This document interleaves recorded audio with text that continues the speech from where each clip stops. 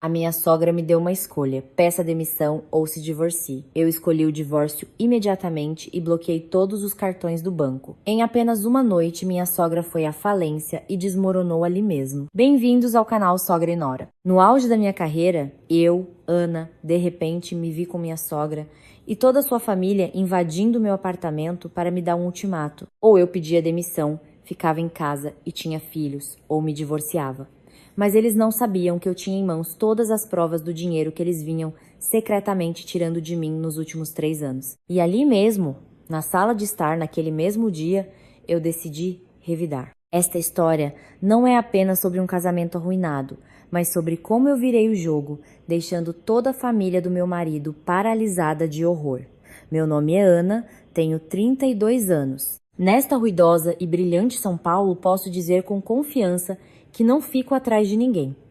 Tenho um emprego com o qual muitos sonham. Sou chefe do departamento de estratégia em uma corporação internacional. Minha renda mensal é consistentemente de 7 dígitos. Tenho meu próprio apartamento, meu próprio carro. Parecia que minha vida era uma estrada reta, coberta de rosas. Até aquele dia.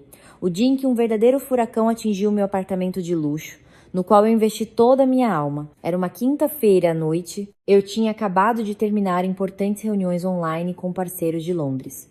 A sensação de sucesso e satisfação ainda pairava no ar. Eu me espreguicei com prazer e me aproximei da enorme janela panorâmica, observando o fluxo apressado de carros lá embaixo. Eu adorava essa sensação, a sensação de ser dona da minha própria vida, de liberdade e independência. A campainha insistente quebrou o silêncio do meu apartamento.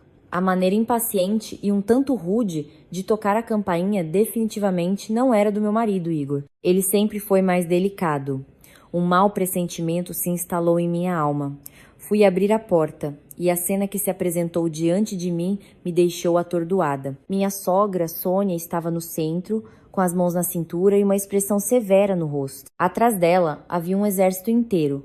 A tia de Igor, Gabriela, conhecida em toda a família por seu hábito de pedir dinheiro emprestado e nunca se lembrar de devolver. Seu tio-avô, Vitor, que a cada encontro só perguntava sobre meu salário.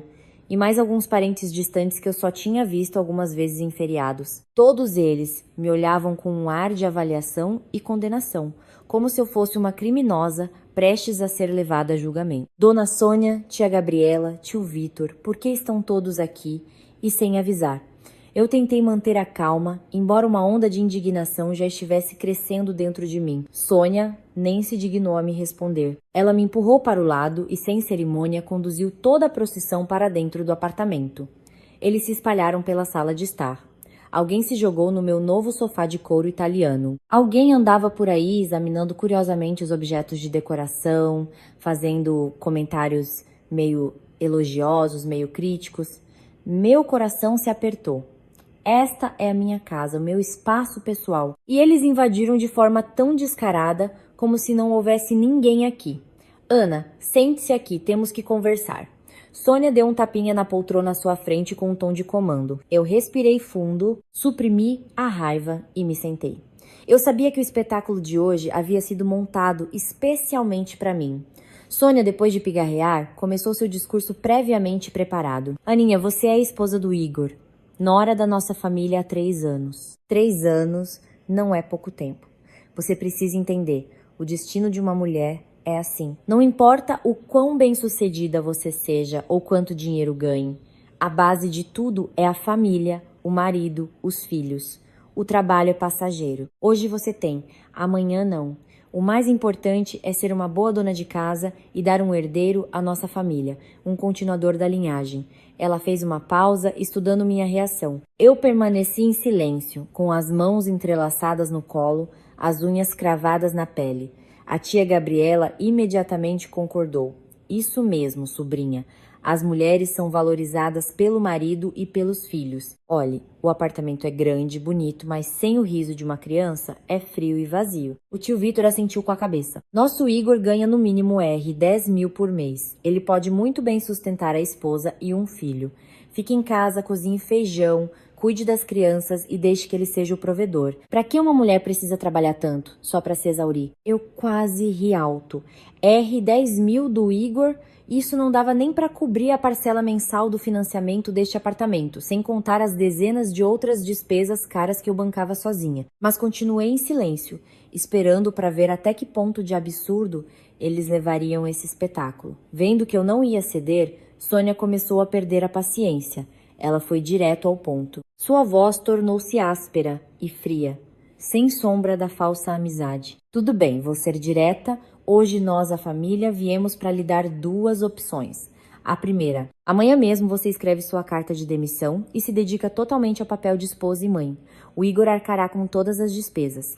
A segunda, ela fez uma pausa. Seus olhos brilharam maliciosamente. Se você se apega tanto a esse seu cargo, então peça o divórcio. Nossa família não precisa de uma nora que só pensa na carreira e despreza a família do marido. Suas palavras foram como uma facada no coração, não de dor, mas de sua desfaçatez e crueldade. Olhei para seu rosto triunfante, para os olhares gananciosos dos parentes fixos em mim, e entendi tudo. Eles não queriam apenas que eu pedisse demissão. Eles queriam me controlar, tomar posse de tudo que eu havia construído com tanto esforço. Eles queriam me transformar em uma galinha dos ovos. Zero, sentada obedientemente em uma gaiola dourada que eles prepararam para mim. A raiva que se acumulava em mim há tanto tempo de repente explodiu. Mas não, eu não gritaria. Não teria um ataque de histeria. Eu lhes mostraria como uma mulher moderna, que eles tanto desprezam, pode revidar. Após o ultimato de Sônia, um silêncio opressivo pairou na sala de estar. Todos os olhares estavam fixos em mim, esperando um colapso, um apelo ou pelo menos lágrimas. Mas eles estavam enganados. Eu não fiz nada, apenas fiquei sentada em silêncio, permitindo que meu silêncio se tornasse uma arma. Meu rosto não expressava emoção alguma, frio como gelo. O silêncio prolongado deixou Sônia nervosa. Ela pensou que a vitória já estava em suas mãos, que eu estava apenas tentando parecer forte. O que dizer? Nada. Dou-lhe tempo para pensar até a noite, ou demissão, ou divórcio. Escolha. Eu lentamente levantei a cabeça e olhei diretamente em seus olhos. Em vez de responder, eu calmamente peguei meu celular do bolso. Meus dedos deslizaram facilmente pela tela, ativando o modo de gravação de vídeo. A pequena luz vermelha da câmera acendeu, registrando toda a cena, cada rosto, cada palavra. Minha ação inesperada pegou todos de surpresa. Sônia franziu a testa e gritou: "Que truques são esses? Desligue esse celular imediatamente." Eu sorri, mas o sorriso era frio, sem alegria. O que é isso, mãe? Eu só quero registrar este momento memorável. Afinal, hoje é um grande dia. O dia em que você e toda a família, sem poupar esforços, vieram à minha casa para me ensinar o caminho certo. A nora desorientada. Suas palavras de ouro precisam ser gravadas para que depois haja sobre o que refletir, não é mesmo? Minha voz era suave, mas cada palavra era como uma agulha, perfurando a audácia deles. O rosto de Sônia ficou vermelho. Você se atreve? Eu não a deixei terminar. Meu olhar se desviou dela e percorreu os parentes, que se mexiam desconfortavelmente no sofá. Eu parei na tia Gabriela. Tia Gabi, se não me engano, há 3 meses você veio e me pediu 10 mil emprestados para seu filho trocar de carro. Você disse que devolveria em 1 mês, mas até agora não vi nada. Provavelmente você está tão ocupada que simplesmente se esqueceu. O rosto da tia ficou vermelho. Ela gaguejou. Eu não lhe dei a chance de se justificar. Meu olhar se moveu para o tio Vitor, que tentava se encolher no canto. Tio Vitor, no ano passado você estava construindo uma casa de campo e me pediu 50 mil emprestados. Você prometeu que assim que vendesse o terreno na aldeia, devolveria imediatamente. Eu ouvi que você vendeu o terreno com bom lucro. Por que ainda não nos disse nada, a mim e ao Igor? O tio Vitor empalideceu e apressadamente acenou com as mãos. Sim, eu estava justamente planejando trazer para vocês um dia desses, sobrinha. Apenas muitos negócios ultimamente. O silêncio novamente envolveu a sala. O clima vitorioso inicial deles desapareceu sem deixar vestígios, substituído por confusão e vergonha. Eu sabia que havia atingido o ponto fraco deles. Essas pessoas que tanto gostam de falar sobre moralidade, na verdade eram apenas um bando de parasitas, vivendo da minha bondade e tato. Eu me levantei, endireitando-me em toda a minha altura. Minha voz tornou-se firme, sem um pingo da suavidade anterior. Respeitável mãe, respeitáveis tia e tio, permitam-me esclarecer a situação de uma vez por todas. Este apartamento foi comprado exclusivamente com meu dinheiro. A escritura de propriedade está em meu nome, Ana Oliveira da Silva. Esta é minha propriedade pessoal, protegida por lei. O fato de vocês terem invadido minha casa hoje, me pressionado e ameaçado, já constitui um crime. Invasão de domicílio. Eu levantei um pouco o celular. Eu gravei toda a conversa de hoje. Se vocês não saírem do meu apartamento imediatamente, não hesitarei em chamar a polícia. E então lidaremos não apenas com suas dívidas, mas também com suas ameaças contra mim. E a lei cuidará disso. O que você acha, mãe? Onde ficará a reputação de sua família então? Meu contra-ataque foi tão inesperado e forte que todos ficaram atônitos. Sônia tremia de raiva, apontando o dedo para mim. Sua ingrata, garota atrevida. Verusa Prosi ri. Se sou atrevida ou não cabe a você decidir. Mas a lei? Respondi sem um pingo de dúvida. Agora, por favor, todos para fora. Preciso descansar. Todo o grupo se entreolhou. Ninguém se atreveu a dizer uma palavra. No final, Sônia, embora fervendo de raiva, percebeu que não podia fazer mais nada. Ela se levantou com uma expressão descontente e arrastou os parentes atrás dela, que a seguiram cabisbaixos, como um exército derrotado. Antes de sair, ela não se esqueceu de lançar uma frase maliciosa nas minhas costas. Você espere. Veremos como o Igor vai lidar com você quando voltar. A porta bateu com um estrondo, devolvendo silêncio ao apartamento. Fiquei no meio da sala de estar, sentindo como se tivesse acabado de sobreviver a uma batalha. A adrenalina diminuiu, deixando para trás um cansaço mortal, mas no fundo um fogo se acendeu. Um fogo de resistência. Eles começaram esta guerra. E eu, Ana Oliveira, nunca serei a perdedora. Depois que o exército de parentes do meu marido recuou, eu não limpei imediatamente a bagunça que eles deixaram. Eu me joguei no sofá. Meu corpo estava exausto, mas minha mente estava surpreendentemente clara. Eu sabia que Sônia não deixaria as coisas assim. Certamente ela já havia ligado para o Igor, embelezando tudo para me fazer parecer um monstro e uma nora rebelde aos olhos dele. E eu sabia que o Igor voltaria. Voltaria para educar sua esposa de acordo com as ordens de sua mãe? Eu não tinha medo. A raiva diminuiu, dando lugar a uma determinação fria. Eu não tinha mais ilusões sobre o homem que um dia amei e escolhi como marido. Em 3 anos de vida conjugal, eu estava cansada demais do papel de esposa, nora e por acaso caixa eletrônico sem fundo para a família dele. O amor, se é que existiu, há muito se desgastara sob o peso de sua fraqueza de caráter, egoísmo e mentiras.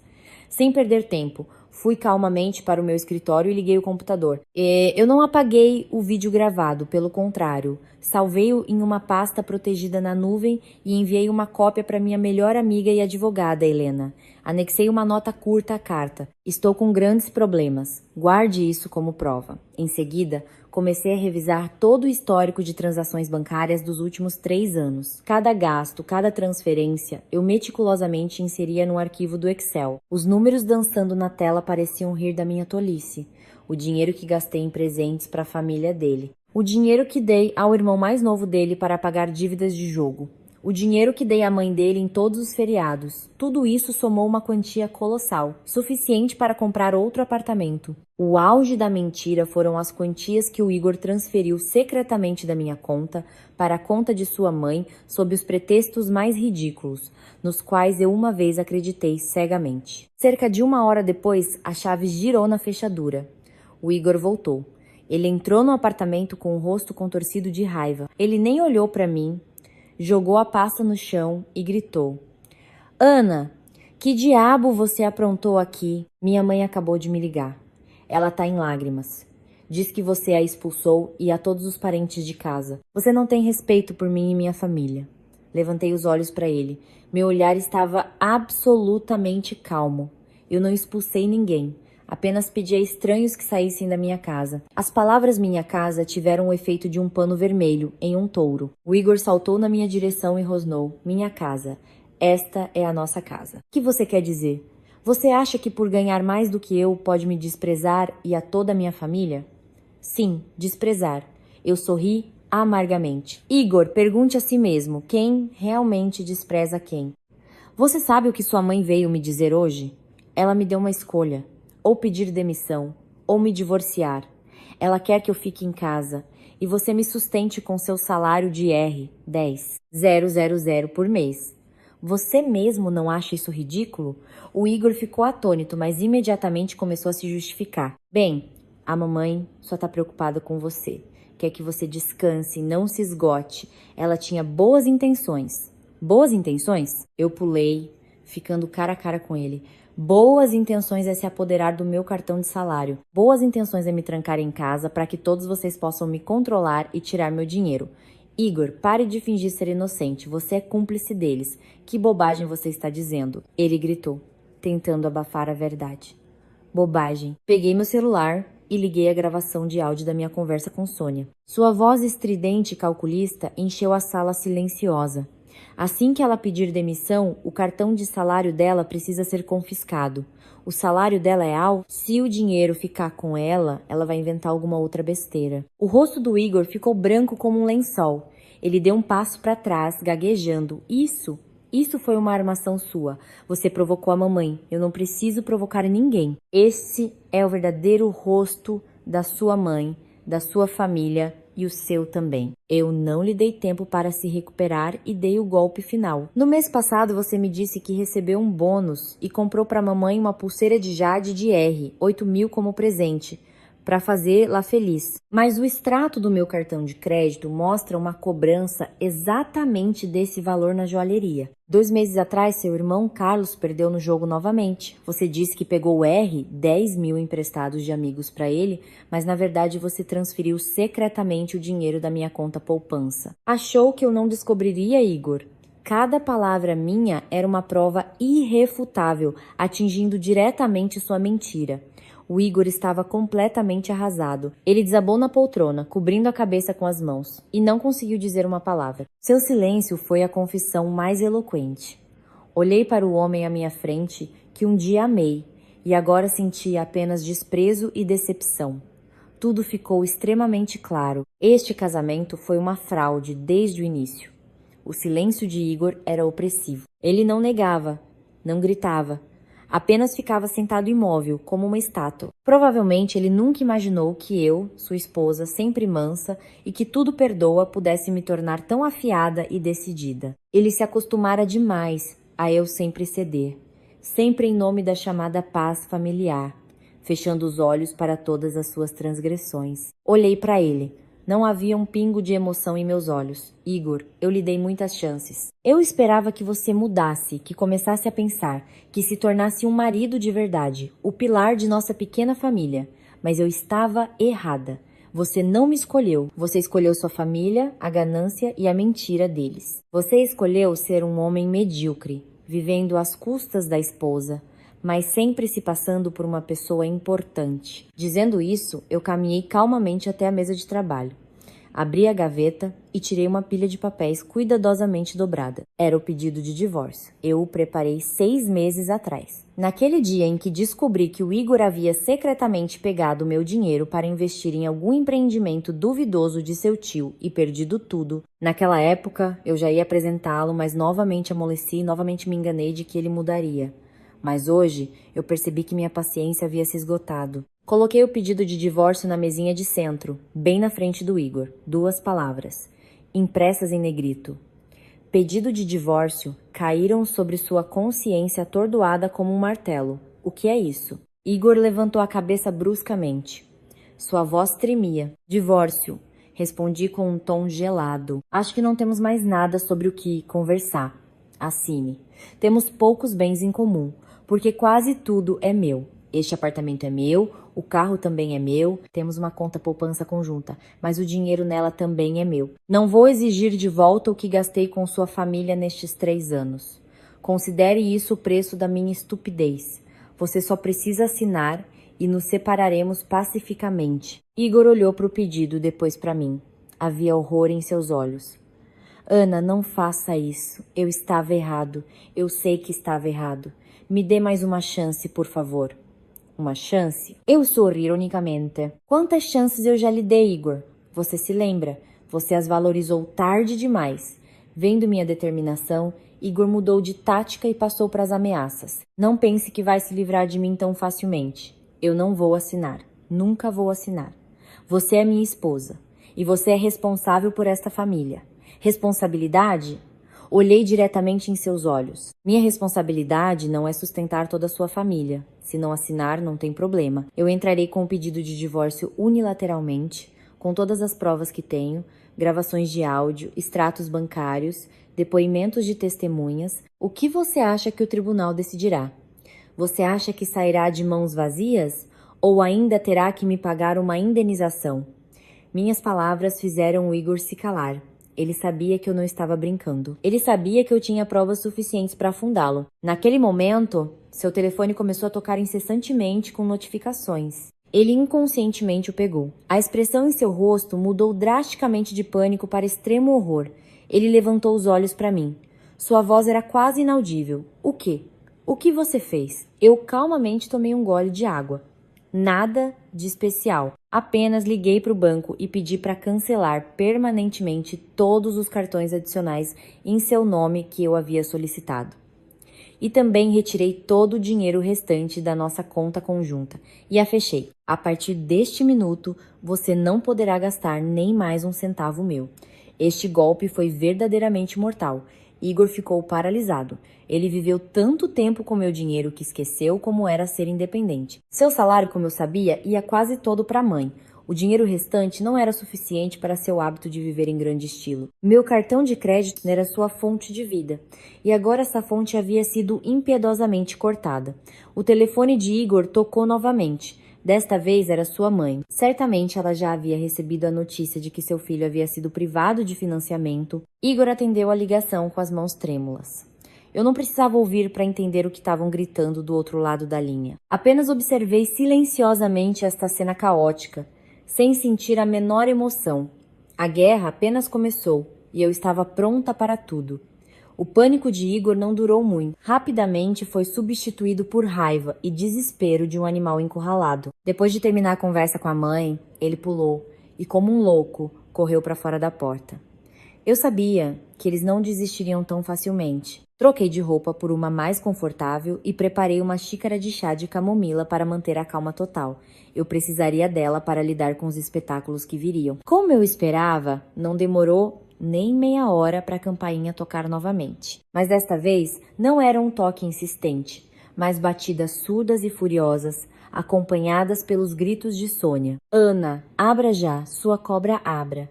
Você quer levar toda a nossa família à ruína? Abra, eu disse.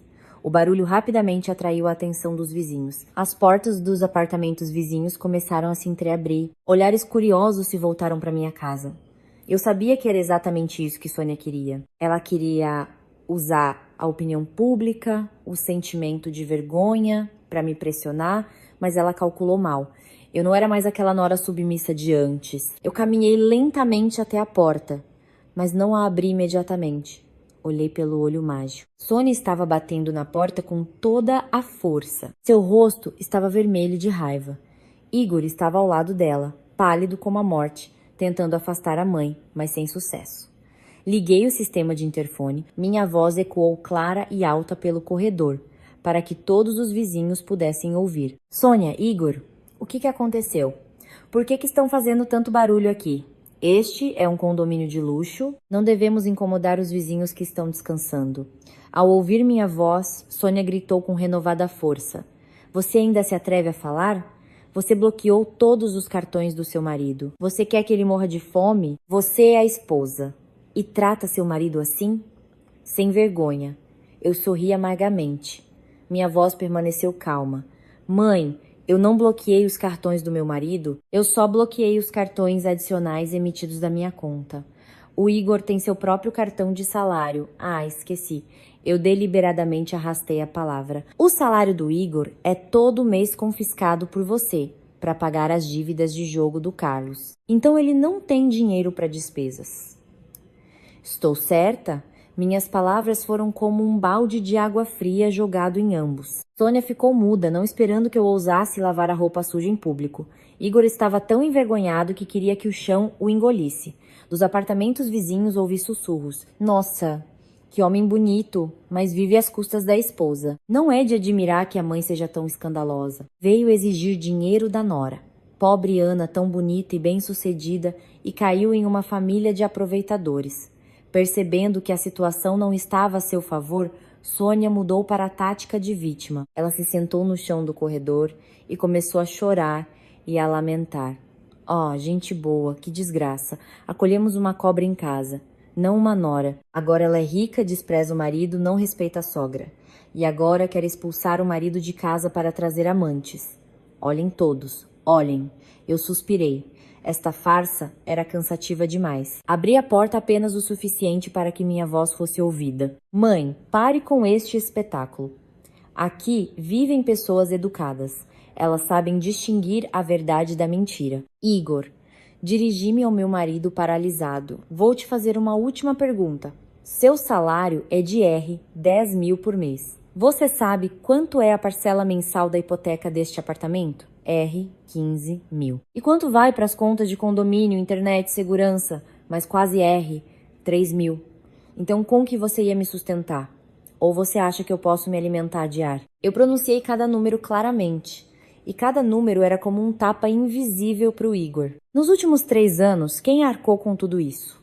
Quem lhe comprou tudo, desde roupas de grife até relógios caros, para que você pudesse se exibir para os amigos? Você já parou para pensar onde viveria e o que faria se não fosse por mim? Igor abaixou a cabeça, incapaz de dizer uma palavra. Sônia, vendo que o filho estava perdendo, gritou ainda mais alto. Mas desta vez eu não lhe dei chance. Digo pela última vez. Esta é a minha casa. Se vocês dois não saírem imediatamente, chamarei a segurança. Se a segurança não resolver, chamarei a polícia por invasão de domicílio e perturbação da ordem pública. E então, temo que não restará nada da reputação de sua família. Dizendo isso, bati a porta com um estrondo, sem mais prestar atenção à reação deles. Ouvi o Igor tentando levantar a mãe. Ouvi seus murmúrios e maldições. Mas gradualmente tudo ficou em silêncio. O espetáculo acabou. Eu sabia que eles ainda voltariam, mas estava pronta para as próximas batalhas. Após o espetáculo desajeitado de Igor e sua mãe, percebi que não podia apenas me defender. Precisava passar para a ofensiva, e para isso era necessária a preparação mais cuidadosa. A primeira pessoa em quem pensei foi Helena, minha melhor amiga desde a universidade e agora uma das melhores advogadas em processos de divórcio e partilha de bens em São Paulo. Encontrei-me com Helena em um café tranquilo. Vendo meu ar exausto, mas meu olhar determinado, ela não fez muitas perguntas. Ela apenas silenciosamente me empurrou um copo de suco de laranja e disse: "Conte, estou ouvindo." Despejei tudo para ela. O ultimato de Sônia, o dinheiro que desaparecia misteriosamente, o circo de ontem na minha porta. Mostrei a ela as gravações de vídeo e áudio. Quanto mais Helena ouvia, mais sério seu rosto ficava. Quando terminei, ela ficou em silêncio por um longo tempo, batucando os dedos na mesa. Finalmente, ela olhou diretamente nos meus olhos e disse com firmeza: "Ana, a primeira coisa que você precisa fazer agora é reunir e sistematizar todas as provas. Não apenas as quantias que o Igor transferiu secretamente, mas absolutamente tudo que você gastou com a família dele nesses 3 anos." Absolutamente tudo? Surpreendi-me. Sim, absolutamente tudo, enfatizou Helena. O dinheiro que você deu aos pais dele no Natal. O dinheiro para roupas e remédios para eles. O dinheiro para as viagens deles a Recife. O dinheiro para pagar as dívidas do Carlos. O dinheiro para reformar a casa de campo do tio Vitor. Tudo o que puder ser comprovado com extratos bancários e recibos, você deve listar. Você deve provar ao tribunal que não foi apenas a principal provedora de sua família, mas também sustentou toda a grande família do seu marido. Isso será uma grande vantagem no tribunal. Isso provará sua contribuição e a traição e parasitismo deles. As palavras de Helena me mostraram um caminho claro. Naquela noite, voltei para casa e comecei a trabalhar como uma contadora involuntária. Acessei as áreas pessoais de todos os meus bancos e meticulosamente baixei os extratos dos últimos 3 anos. Revisei e-mails com confirmações de pedidos, procurei recibos antigos guardados em gavetas. Quanto mais eu trabalhava, mais chocada ficava. Os números que apareciam na planilha do Excel eram como facas, cravando-se no meu coração. Paguei a viagem de toda a família dele para Recife, quase R$ 30.000. Paguei o tratamento do pai dele em uma clínica particular por mais de R$ 50.000. Dei ao Carlos, aquele irmão imprestável, dinheiro emprestado inúmeras vezes para cobrir dívidas de jogo no total, mais de R, 100 mil, além de muitas outras pequenas despesas que eu nunca cheguei a contar. Quando o valor final apareceu na tela, eu mal conseguia respirar.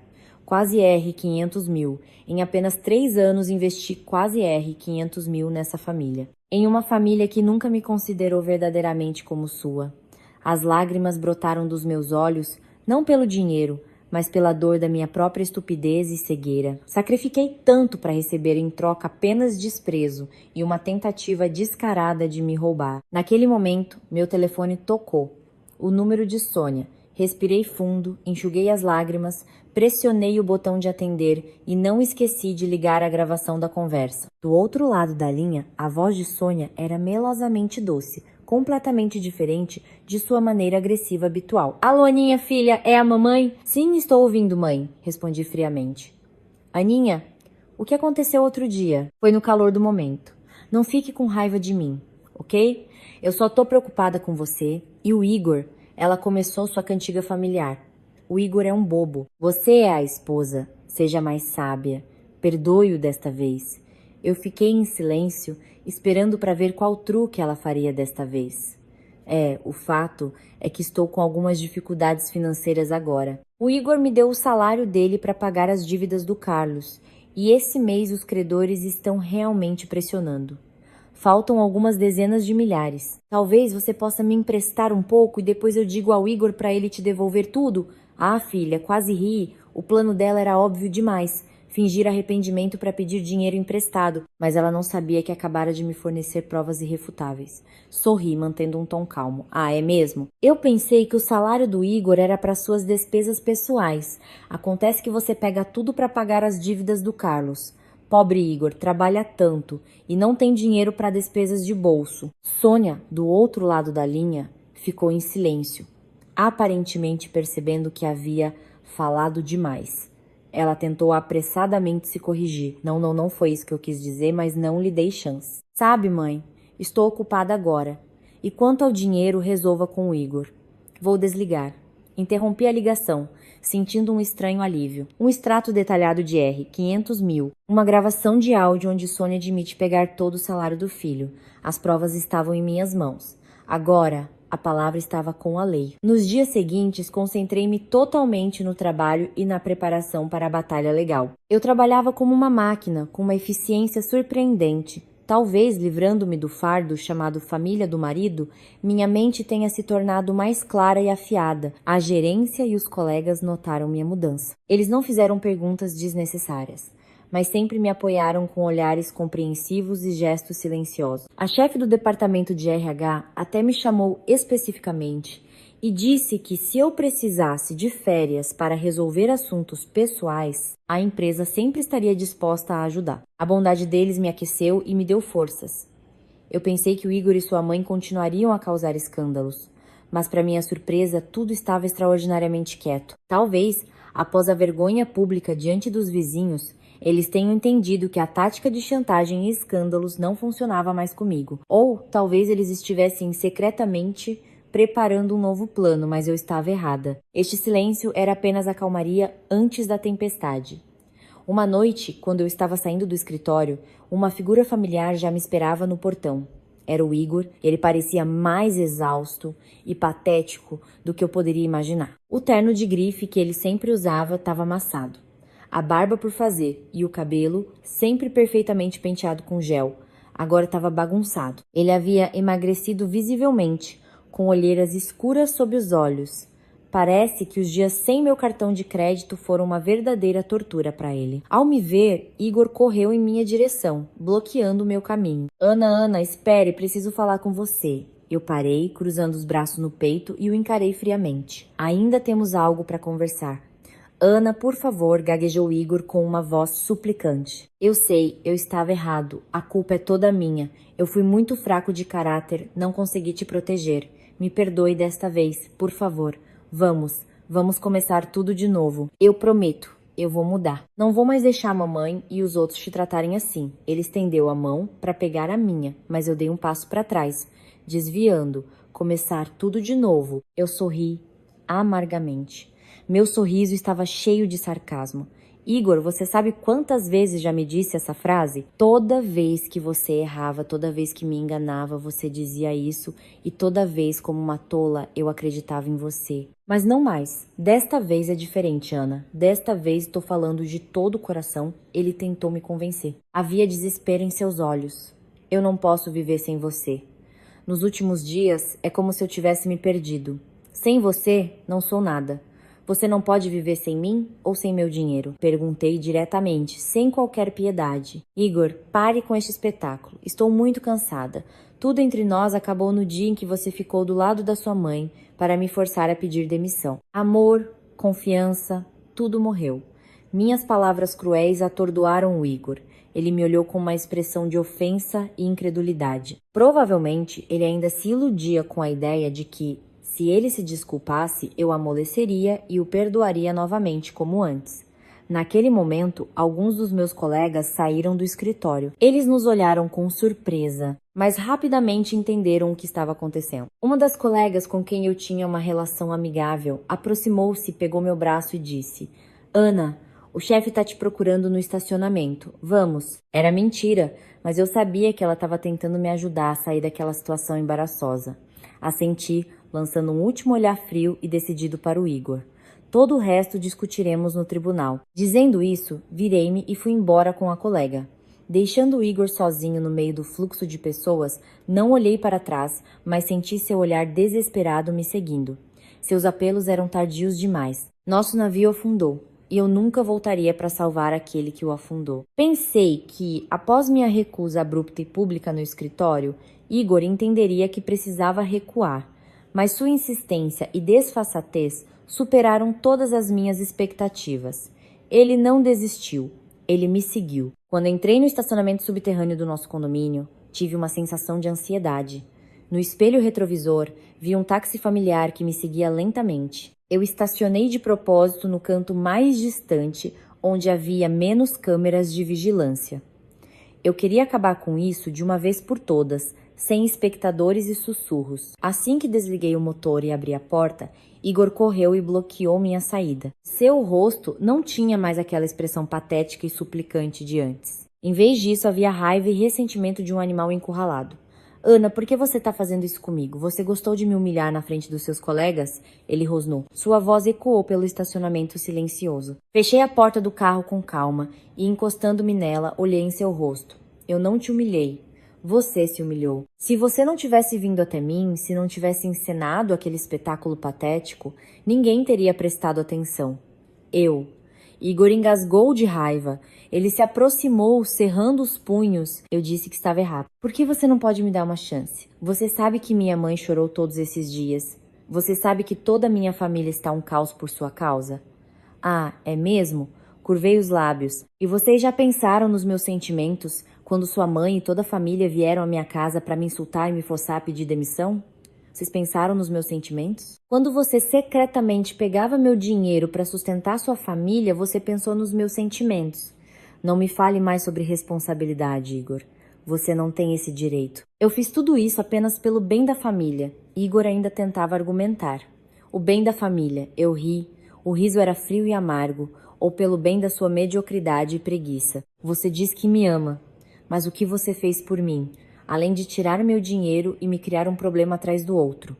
Percebendo que os argumentos não funcionavam, Igor passou para a audácia. De qualquer forma, você ainda é minha esposa e seus bens são meus bens. Você não tem o direito de me expulsar assim. Neste ponto, percebi que não havia mais nada a dizer. As palavras perderam o sentido. Apenas provas irrefutáveis poderiam fazê-lo calar a boca.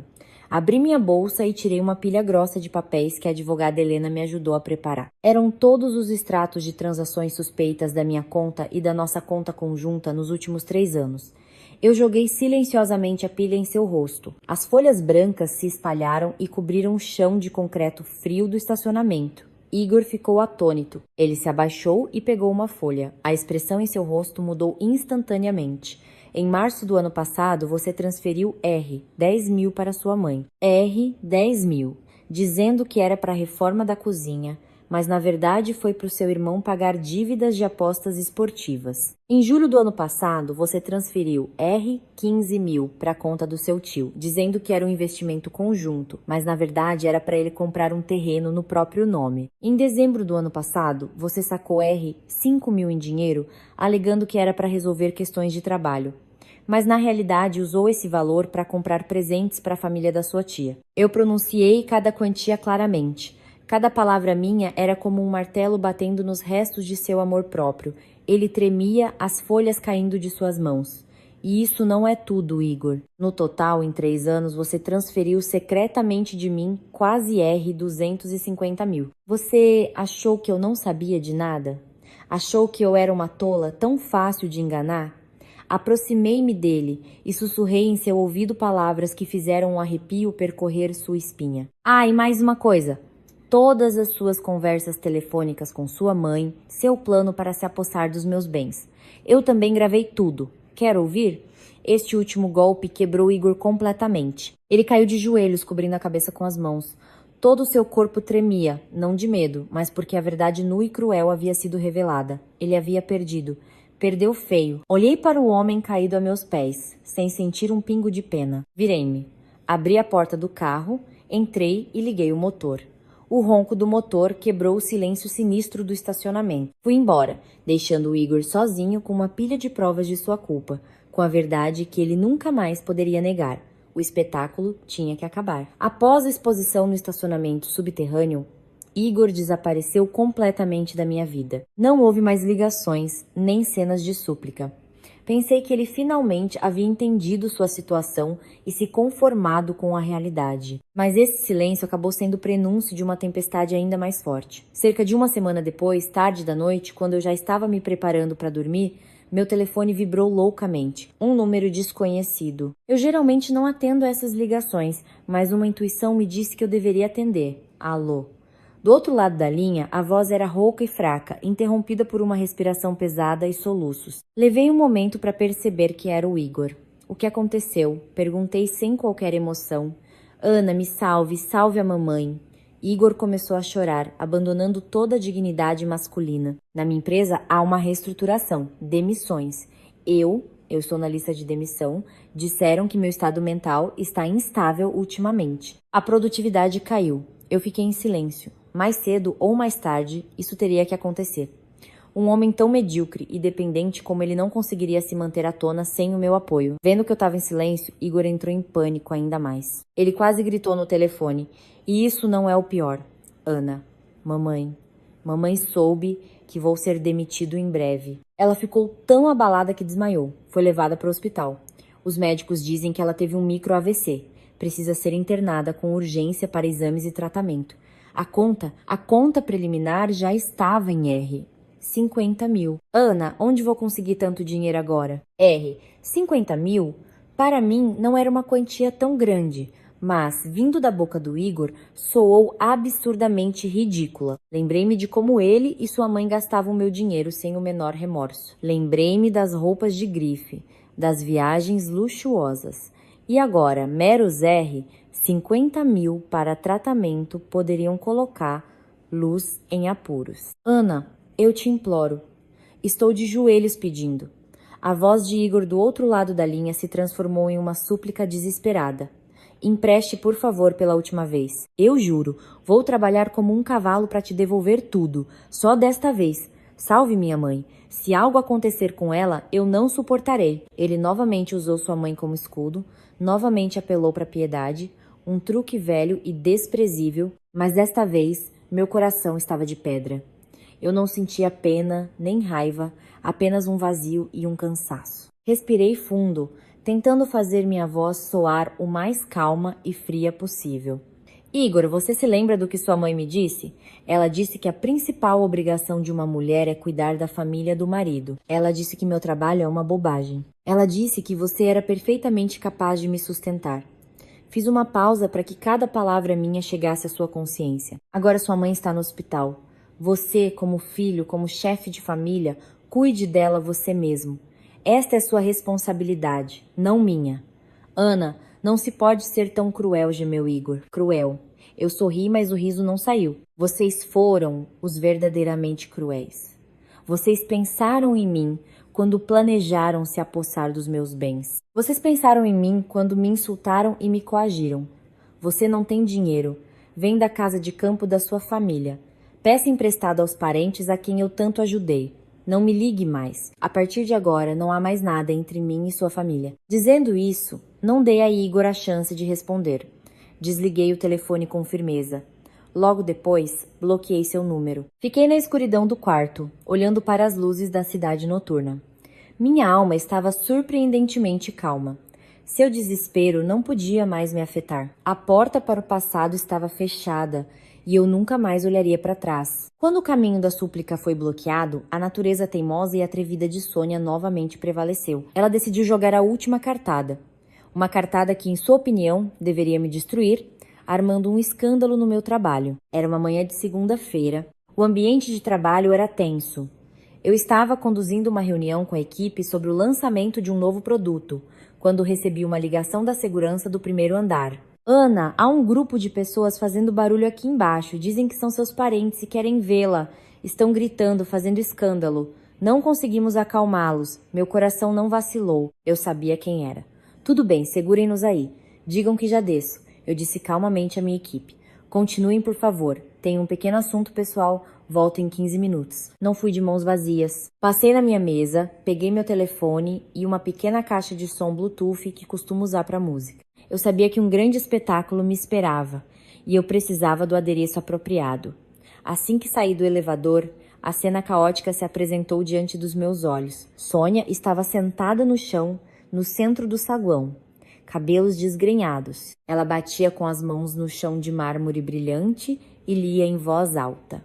Gente boa, olhem. Minha nora ingrata enriqueceu e despreza o marido, abandonou a sogra doente.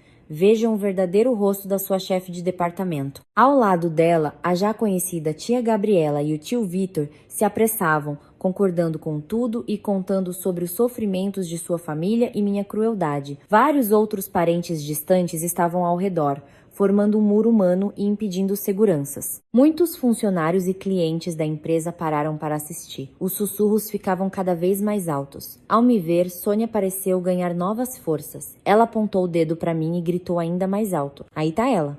Aí tá a cobra. Como você teve coragem de aparecer aqui? Sua sogra está em uma cama de hospital por sua causa. Seu marido perdeu tudo por sua causa. Você está satisfeita, feliz? Eu não vacilei.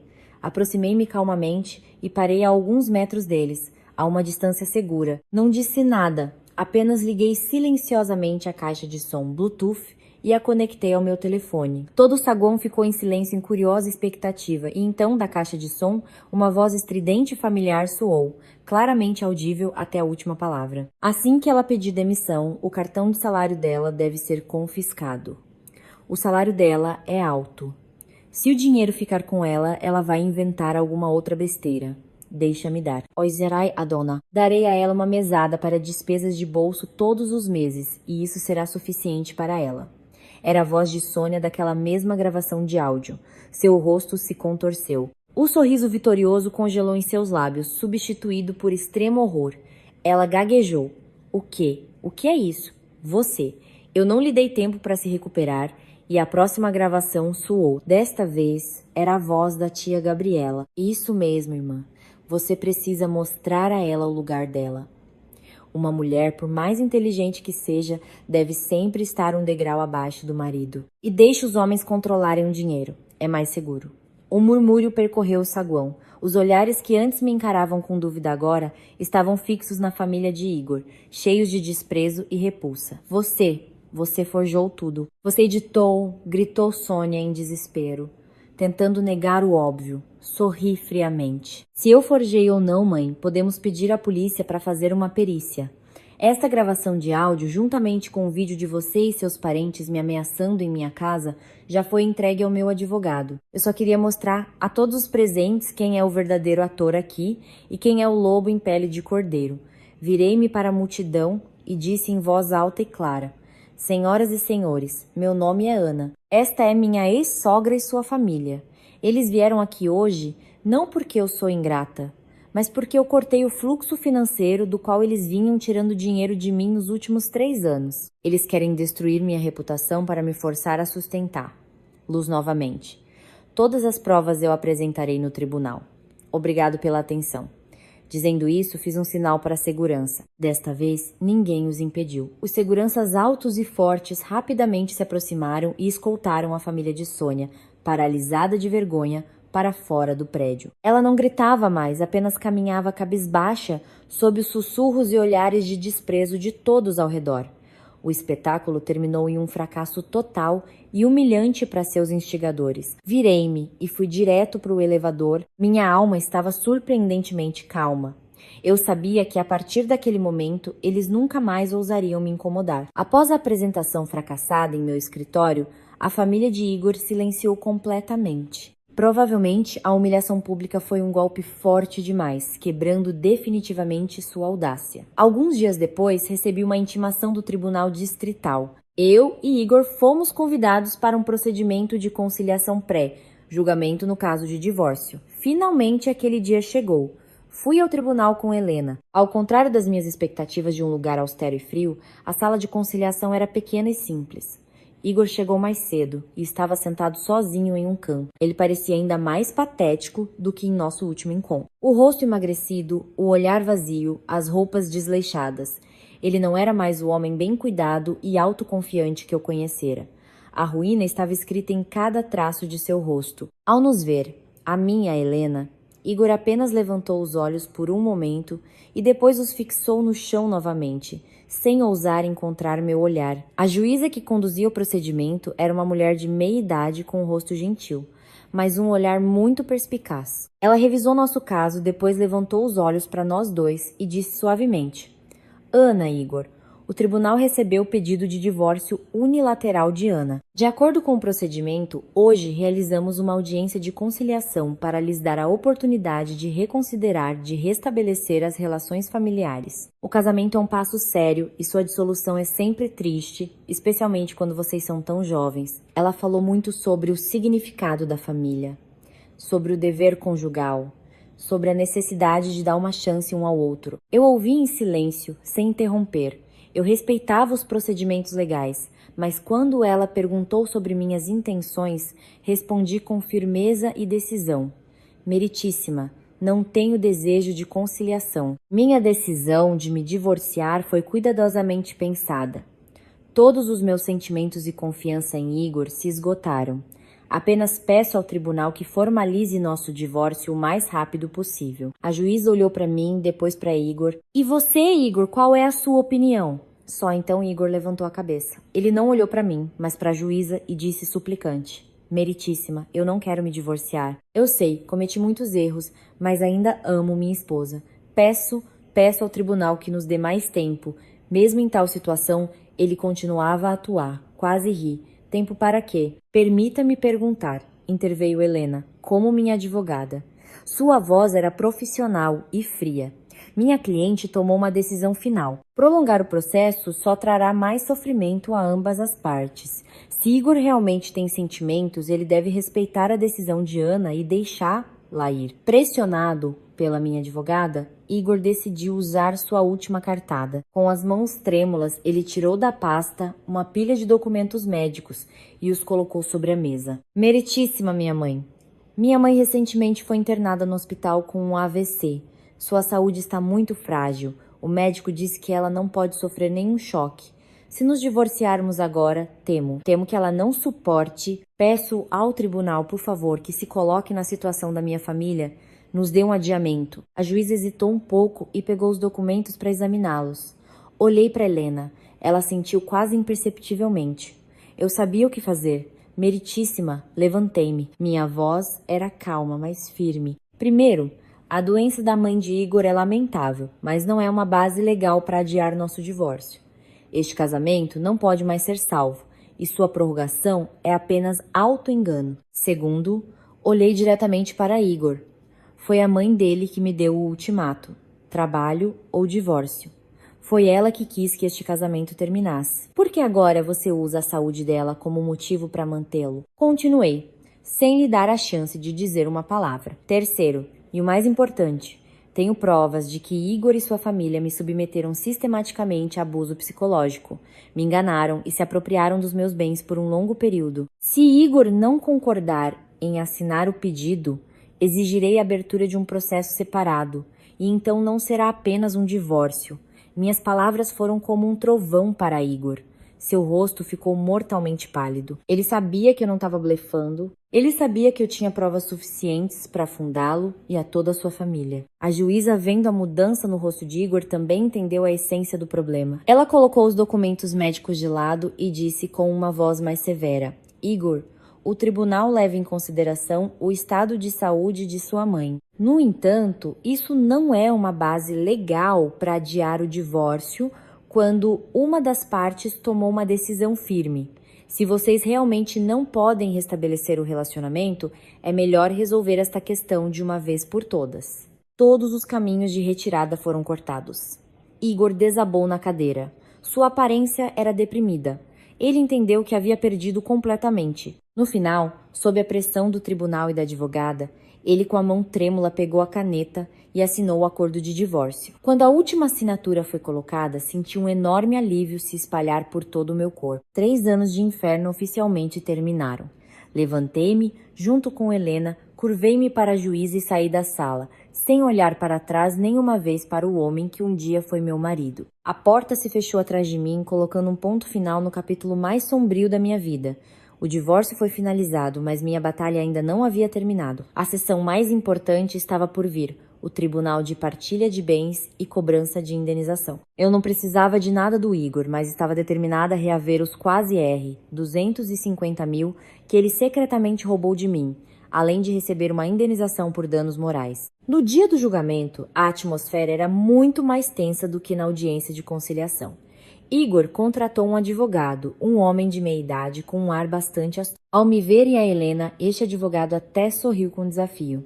A sessão começou. Depois que o juiz anunciou o motivo, Helena, representando meus interesses, expôs clara e logicamente todas as nossas exigências. Ela apresentou um extrato detalhado de todas as quantias que Igor transferiu, com documentos bancários autenticados anexados. Ela também apresentou provas de abuso psicológico por parte da família de Igor, incluindo gravações de áudio e vídeo. Nossas exigências eram claras. Igor deveria devolver toda a quantia apropriada e pagar uma indenização por danos morais. No valor de 50 mil. Quando Helena terminou, foi a vez do lado de Igor. Seu advogado se levantou e, sem pressa em refutar nossas provas, deu um golpe inesperado.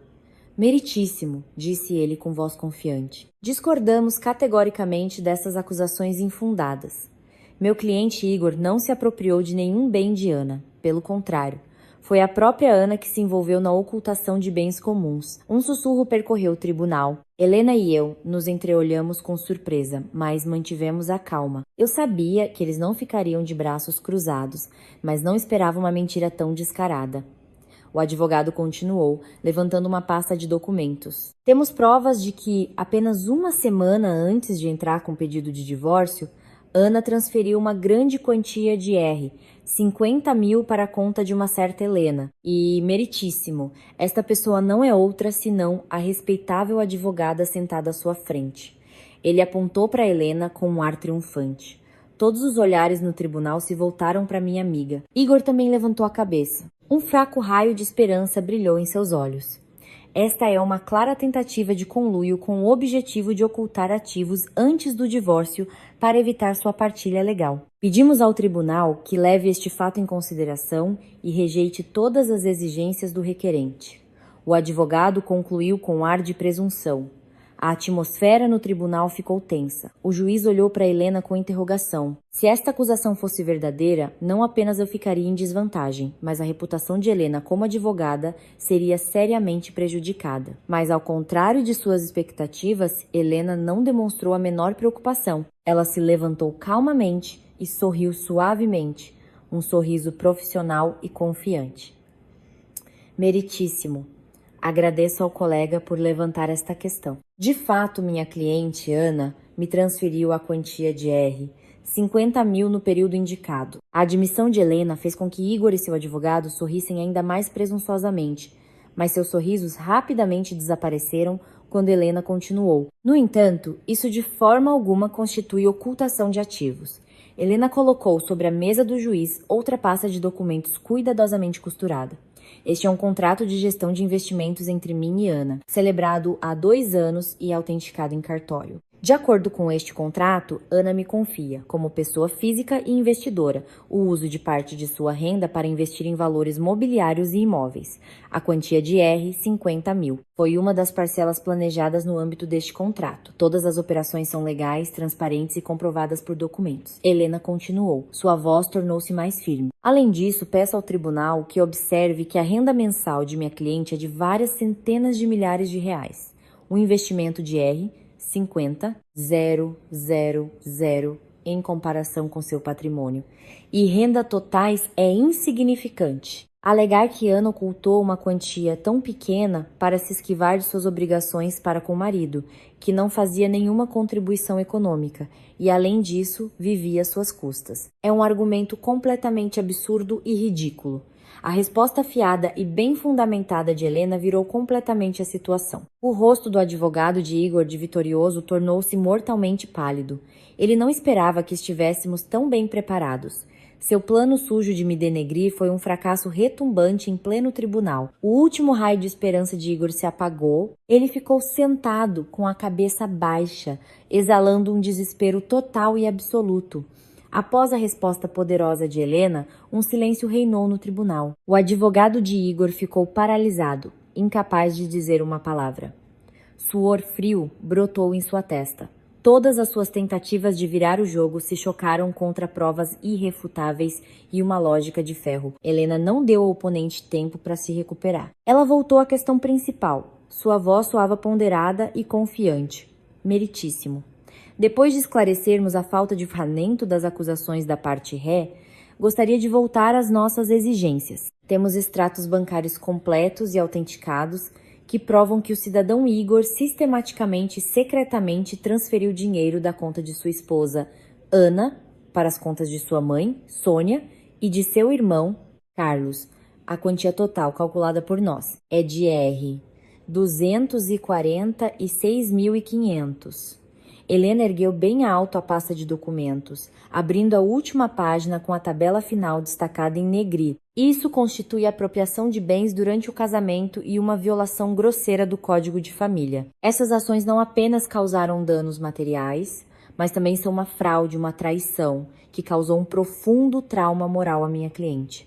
Ela continuou. Seu olhar aguçado estava fixo em Igor. Além disso, temos provas de que Sônia e outros membros da família foram repetidamente ao apartamento e ao local de trabalho de Ana para criar escândalos, insultá-la, ameaçá-la e forçá-la a pedir demissão com o objetivo de se apoderar de toda a sua renda. Essas ações afetaram seriamente a saúde, o estado de espírito e a reputação de minha cliente. Portanto, o pedido de indenização por danos morais no valor de R$ 50 mil é totalmente justificado, justo e razoável. O lado de Igor não conseguiu apresentar um único contra-argumento de peso. Todas as evidências estavam contra eles. Seu advogado só conseguia murmurar frases fracas como: foram presentes voluntários entre os cônjuges ou Ana concordou, mas não tinha um único documento ou testemunha para confirmar. Após os debates, o tribunal anunciou um recesso para proferir a sentença.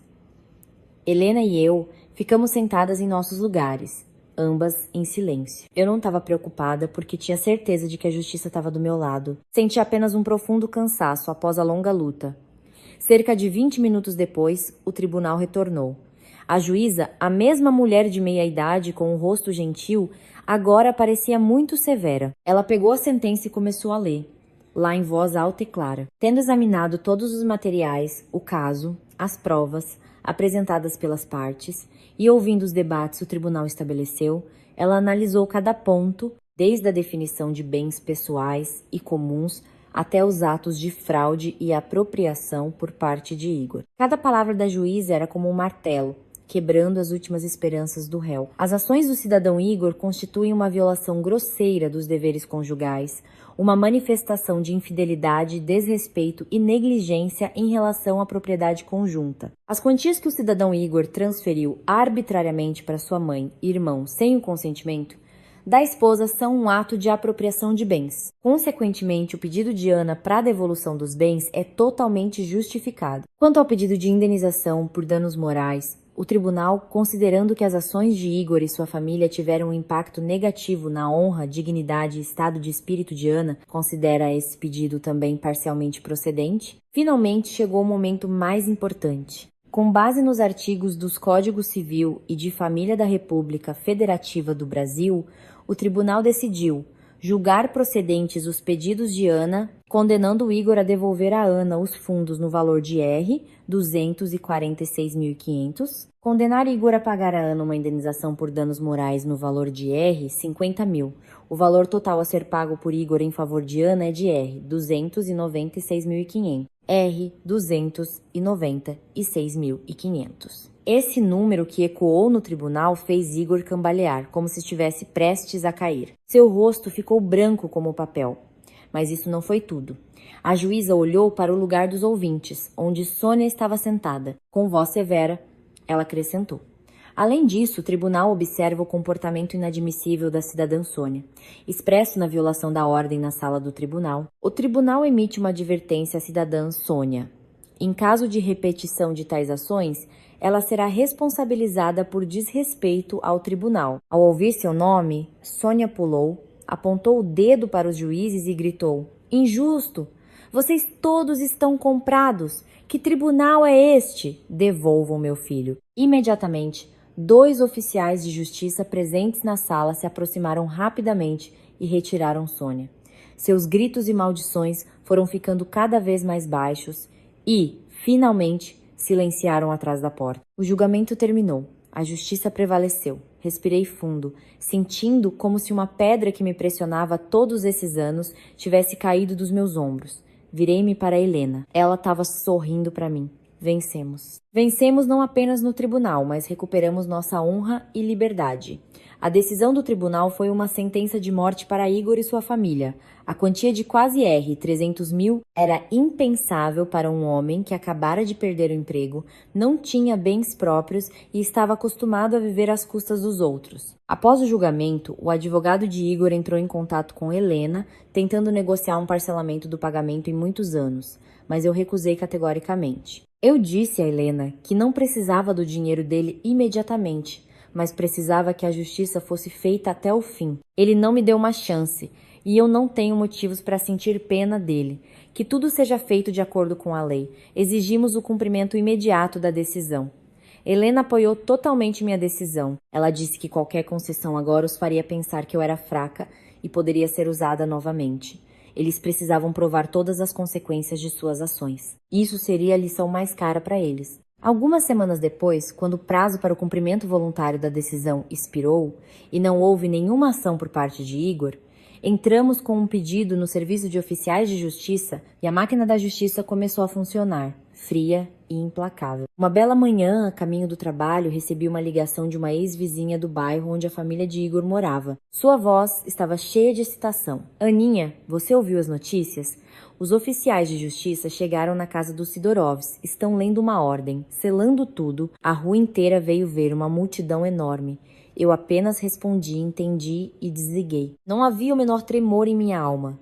Eu já havia imaginado essa cena há muito tempo. Era o final inevitável para a ganância e a estupidez. Mais tarde me contaram que aquele dia foi um verdadeiro caos para a família de Igor. Quando os oficiais de justiça e as autoridades chegaram, Sônia gritava, rolava no chão, amaldiçoava a todos, recusando-se a cooperar. Ela se deitou na frente da porta impedindo que alguém entrasse, mas diante da lei, todos os seus protestos foram em vão. A ordem de execução forçada foi lida e sua casa, o único bem registrado em nome dos pais de Igor, foi selada para preparação para inventário e venda em leilão.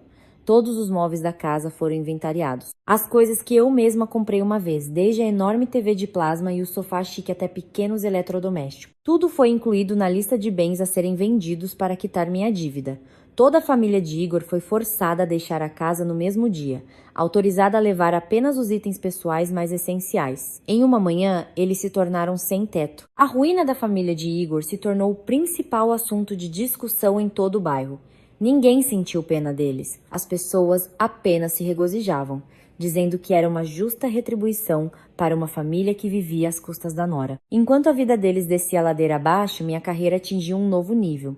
Resolvidos todos os problemas, concentrei-me totalmente no trabalho. Minha energia e criatividade, por tanto tempo reprimidas, foram libertadas. Propus e liderei com sucesso um importante projeto estratégico que trouxe enormes lucros para a empresa. Na reunião trimestral final, o CEO me elogiou pessoalmente na frente de toda a diretoria. Ele disse: "Estou impressionado não apenas com as qualidades profissionais de Ana, mas também admiro sua força de espírito e resiliência. Uma pessoa que consegue resistir e superar tempestades pessoais para trabalhar de forma tão abnegada merece o maior reconhecimento." E então ele anunciou minha nomeação para o cargo de vice-presidente de desenvolvimento estratégico. Todo o salão explodiu em aplausos. Eu estava no palco, recebendo flores. Meu coração estava cheio de orgulho e felicidade. Eu provei que o valor de uma mulher não está em agradar a família do marido, mas em suas próprias habilidades e dignidade. Perdi uma família tóxica, mas me encontrei uma versão mais forte, mais bem-sucedida e mais brilhante do que nunca. Pensei que a história terminaria aí. A casa da família de Igor foi vendida em leilão, mas o dinheiro arrecadado, após a dedução de todas as despesas, foi suficiente apenas para pagar pouco mais da metade da dívida. Decidi considerar o restante como esmola para pessoas desesperadas, não querendo mais gastar tempo e energia com isso. Eu queria fechar completamente o passado e me concentrar em meu futuro brilhante, mas a vida às vezes dá as reviravoltas mais inesperadas. Uma noite, quando eu estava jantando com meus pais em meu novo apartamento, o telefone tocou. Um número de telefone fixo desconhecido. Hesitei um pouco, mas ainda assim atendi. "Alô, é a Aninha?" Uma voz masculina familiar e mais velha soou do outro lado da linha. "Sim, sou eu." "Desculpe, quem é?" "Sou eu, seu tio."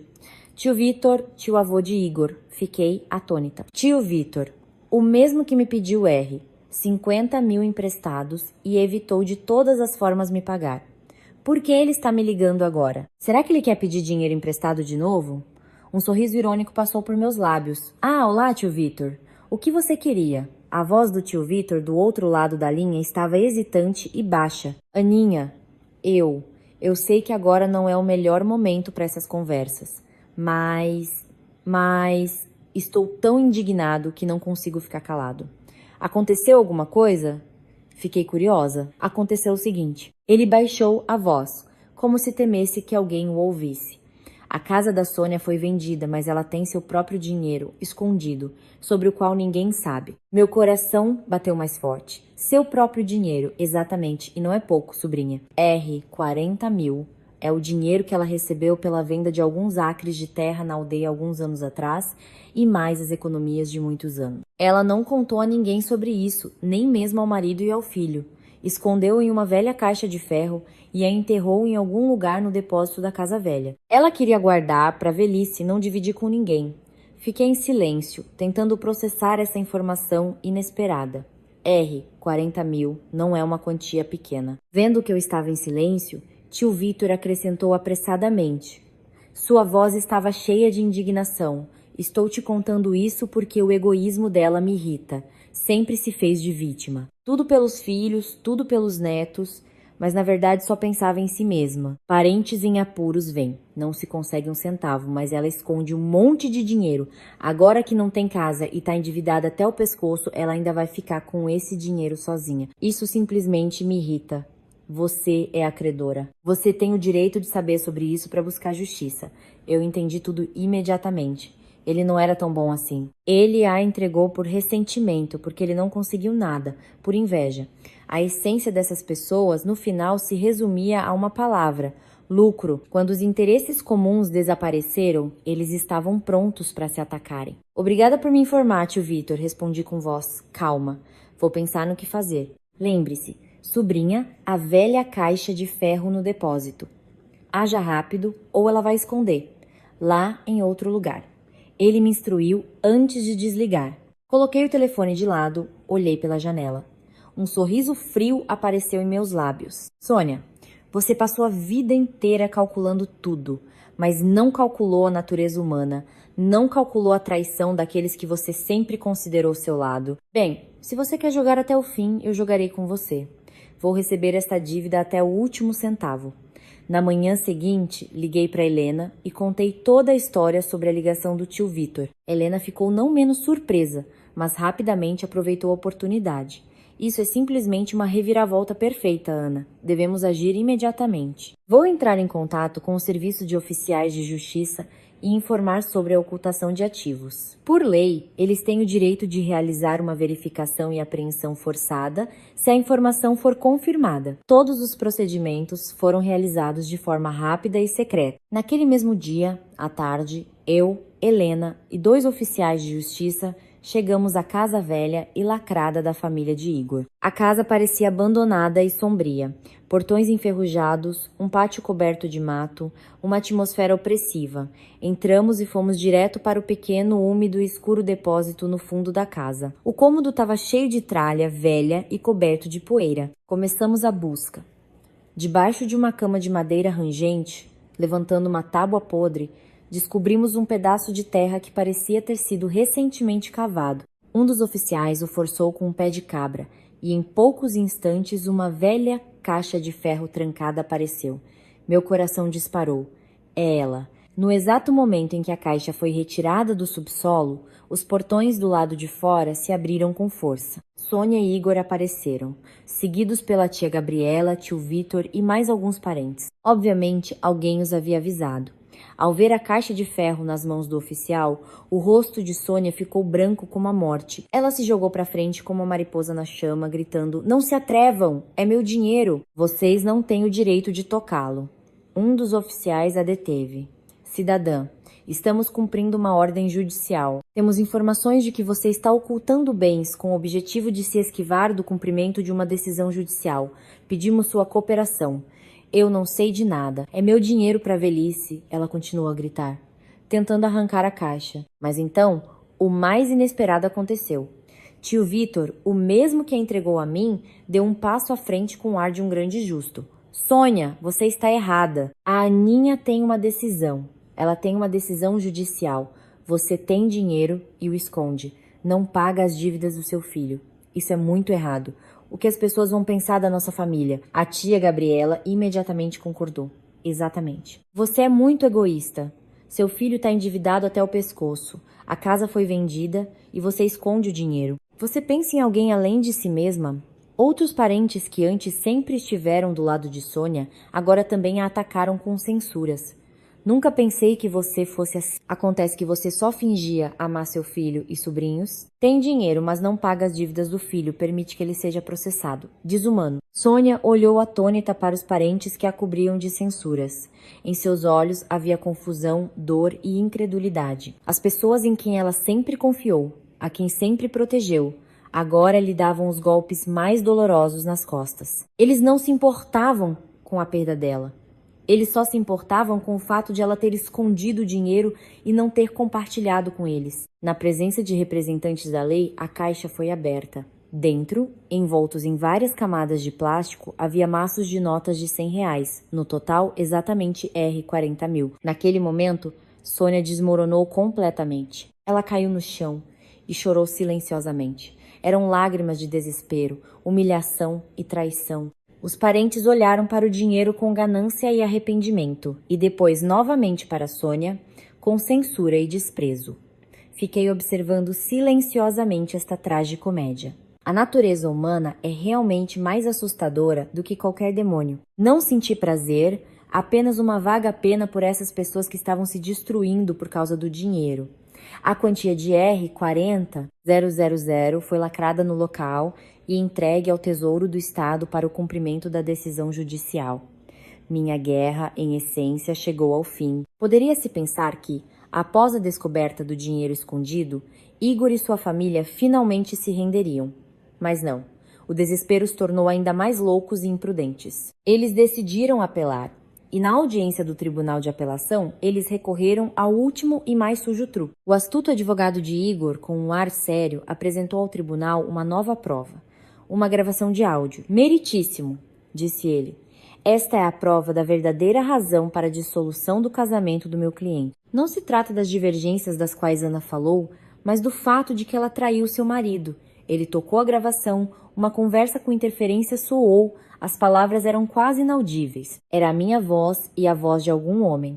A conversa era muito ambígua, grosseiramente editada a partir de fragmentos de frases como "Sinto sua falta", "Quando nos veremos novamente, que ninguém saiba de nós". Eles alegaram que o homem na gravação era meu chefe direto no trabalho.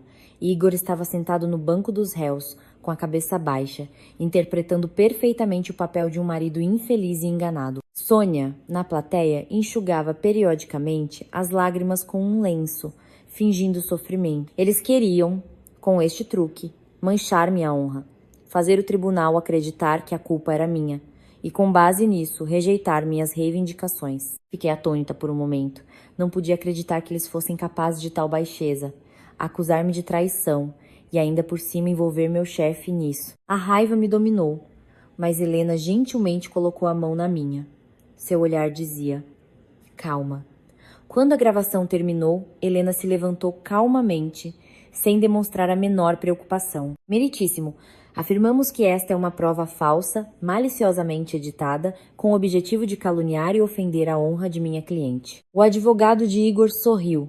Você tem provas de que é uma farsa ou são apenas palavras vazias? Claro que temos, respondeu Helena com firmeza. Ela se virou para o tribunal. Pedimos para chamar como testemunha o senhor Paulo, chefe do departamento de estratégia e chefe direto de Ana. O lado de Igor ficou um pouco confuso com este pedido inesperado. Alguns minutos depois, meu chefe, senhor Paulo, um homem de meia-idade, distinto e elegante, entrou na... Helena começou o interrogatório. Senhor Paulo, você reconhece a voz do homem na gravação que acabamos de ouvir? O senhor Paulo balançou a cabeça. Não, senhora advogada. Definitivamente não é a minha voz. Helena continuou. No período em que, segundo o réu, minha cliente tinha um relacionamento inadequado com você, ou seja, nos últimos 3 meses antes do divórcio, qual era o seu relacionamento com Ana? O senhor Paulo respondeu de forma clara e concisa. Ana é minha subordinada, uma funcionária excepcionalmente talentosa. Naquele período, trabalhamos juntos em um projeto muito importante para a empresa. Frequentemente tínhamos que discutir questões de trabalho, inclusive fora do horário de expediente. Todas as nossas conversas diziam respeito exclusivamente ao trabalho, e outros membros da equipe do projeto estavam frequentemente presentes. Não tínhamos nenhum relacionamento pessoal. Helena assentiu e deu o golpe de misericórdia. Meritíssimo, recorremos a um laboratório de perícia independente para analisar a gravação de áudio fornecida pelo réu. E aqui está o resultado. Ela colocou sobre a mesa uma conclusão com um selo vermelho. A perícia mostrou que esta gravação foi editada. Ela foi colada a partir de muitas conversas diferentes. A voz masculina na gravação não corresponde à voz do Sr. Paulo. Além disso, várias frases de Ana, como foi estabelecido, foram tiradas de suas conversas com entregadores e operadores de call center. Este é um fato óbvio e irrefutável de falsificação de provas. As provas eram muito convincentes. O advogado de Igor ficou mudo. Igor e Sônia empalideceram como a morte. Seu plano sujo foi vergonhosamente exposto. O juiz-presidente bateu o martelo com força. Sua voz estava cheia de raiva. Apresentar provas sabidamente falsas ao tribunal constitui obstrução da justiça e desrespeito à lei. O tribunal considerará a questão de responsabilizar severamente os culpados. O julgamento terminou com uma decisão final e extremamente clara. O Tribunal de Apelação rejeitou completamente o recurso de Igor, mantendo a decisão do Tribunal de Primeira Instância. Ele foi obrigado a pagar toda a dívida e a indenização. Além disso, Igor foi multado por falsificação de provas e Sônia, por perturbação constante da ordem e desacato ao tribunal, foi condenada a 7 dias de prisão administrativa como medida cautelar. Quando os oficiais de justiça levaram Sônia embora, ela estava completamente quebrada.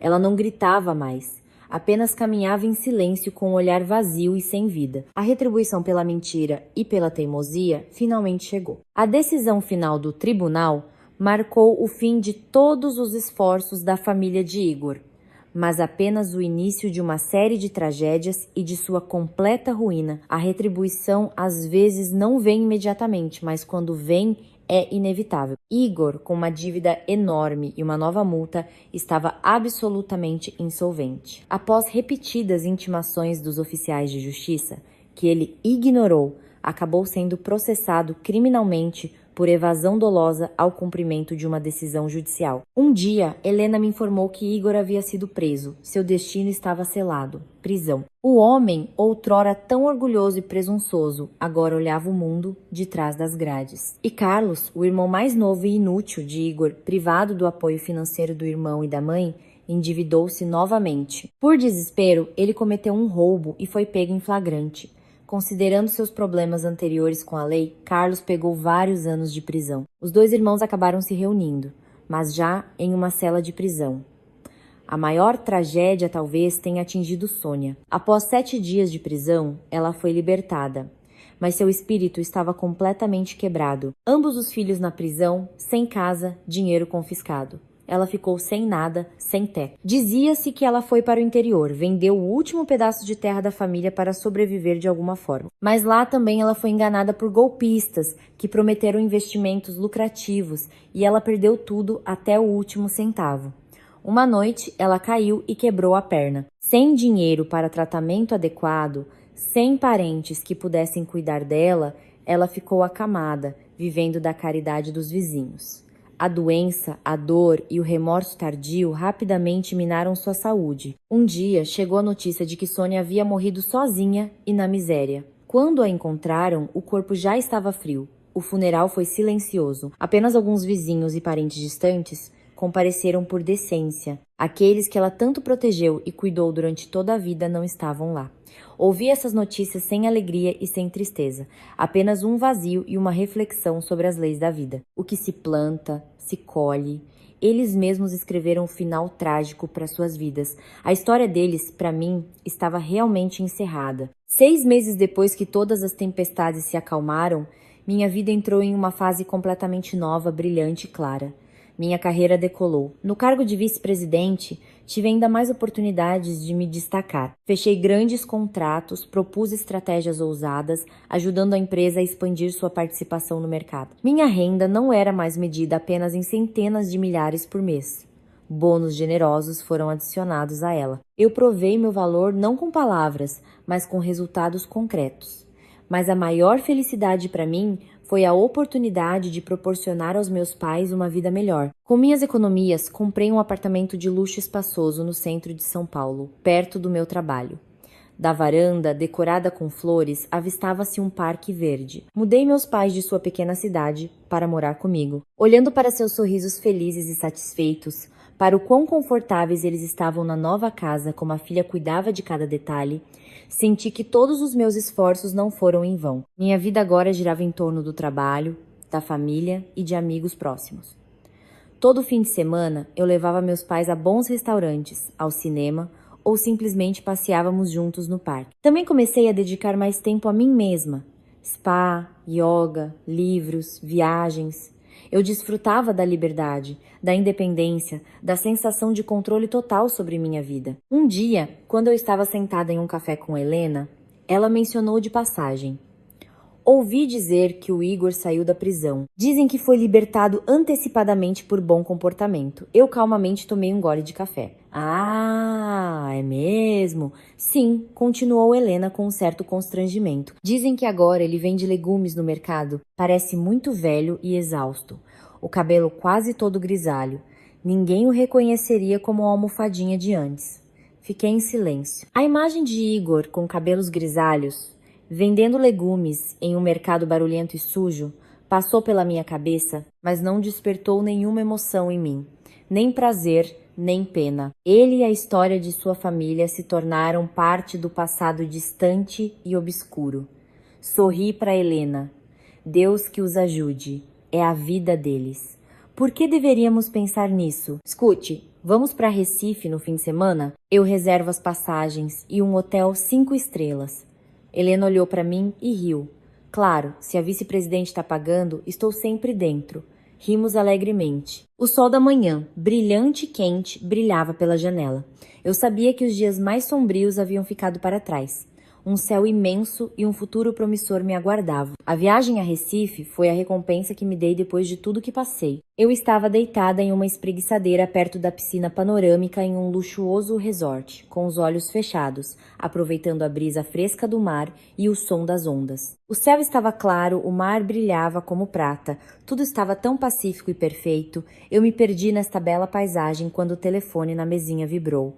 Novamente um número desconhecido. Um vago pressentimento passou por mim, mas decidi atender. Eu queria enfrentar isso de frente, colocar um ponto final definitivo. Alô? Do outro lado da linha houve um momento de silêncio, e então uma voz rouca e cansada soou. Ana, sou eu.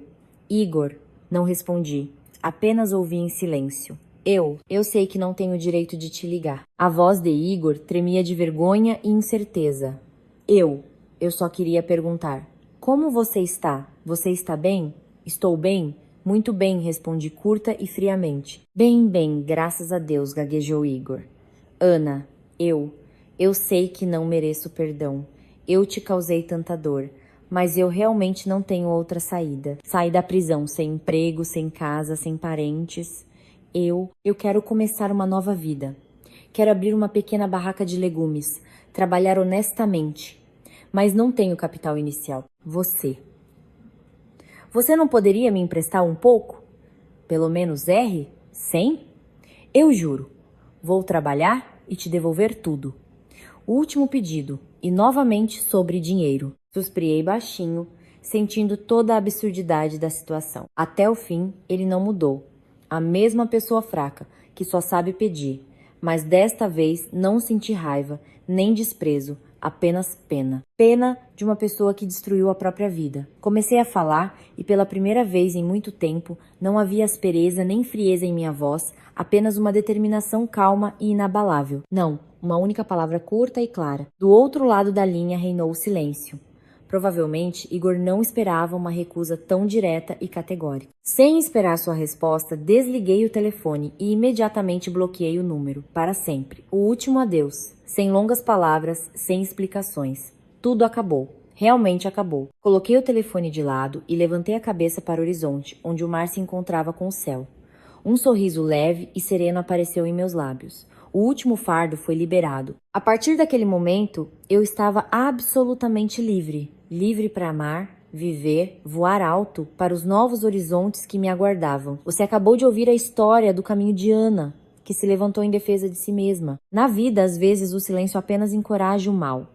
E a coragem ajuda a preservar a liberdade e a felicidade. Se esta história lhe pareceu significativa, por favor, curta, inscreva-se no canal Sogra e Nora e ative as notificações para não perder os próximos vídeos.